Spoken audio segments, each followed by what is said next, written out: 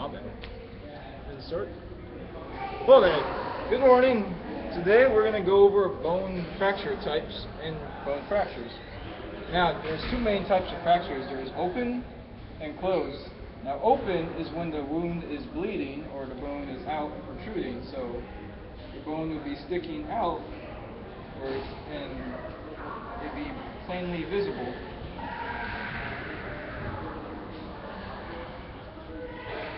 You see, this is the dude's hand, if you can see, and this is the bone protruding. Now, closed is when there is no visual sign of the bone coming out, so there'd be an obvious deformity, maybe, but you wouldn't see it outwards, or you wouldn't see the bone protruding out. It'd just be deformed.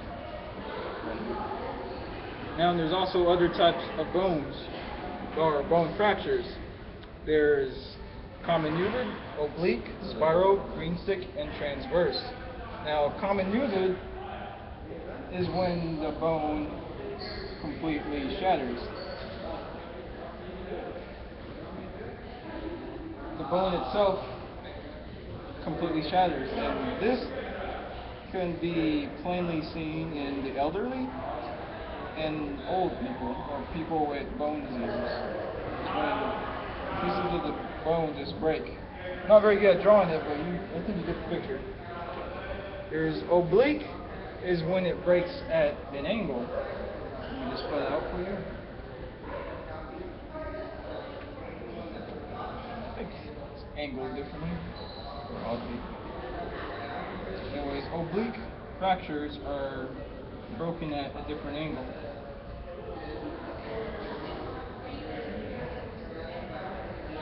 Like so.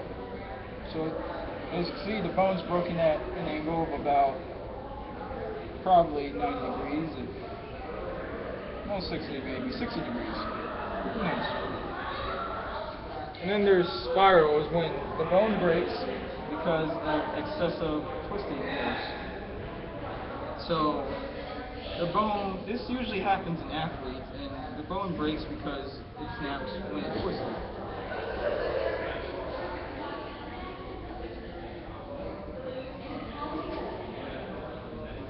So it'd be more of a rotational force that breaks it.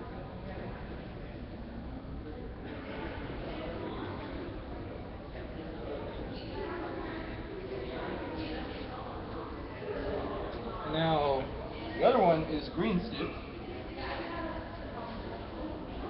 Right now, room. I just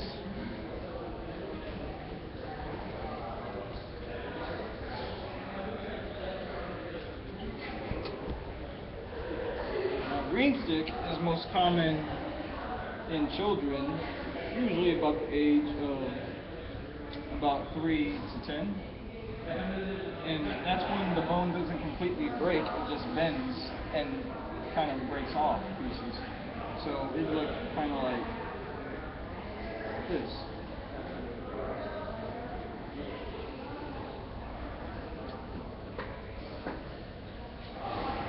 Now the reason why it's called green stick is it's called green stick because as in green roots or green tree branches, they don't really break, but they bend.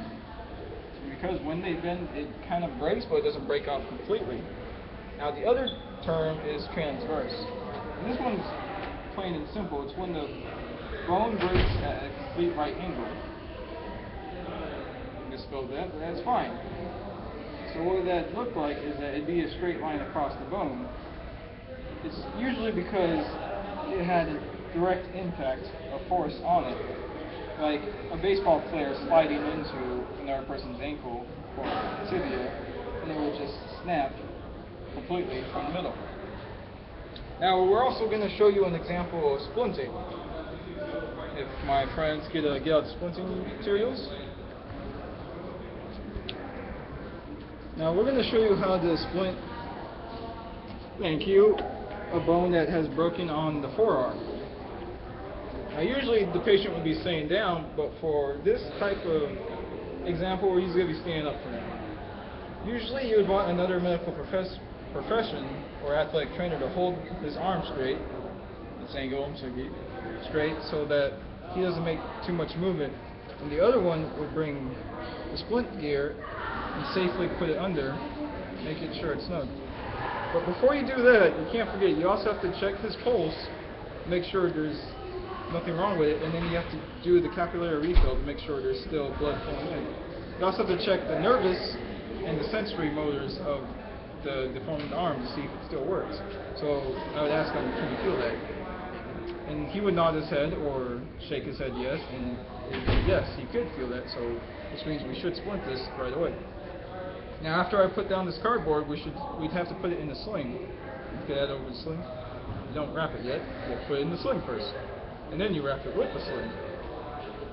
Now this is just a bit hard to do alone, but basically you'd have to slip his arm through it.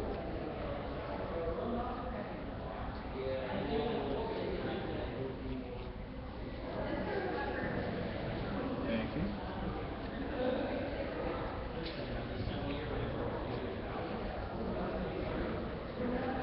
You want to make sure that you don't move the patient too much to where the bone could actually rip through his skin if it was protruding or broken. You don't want to cause the patient any more discomfort than he is already in.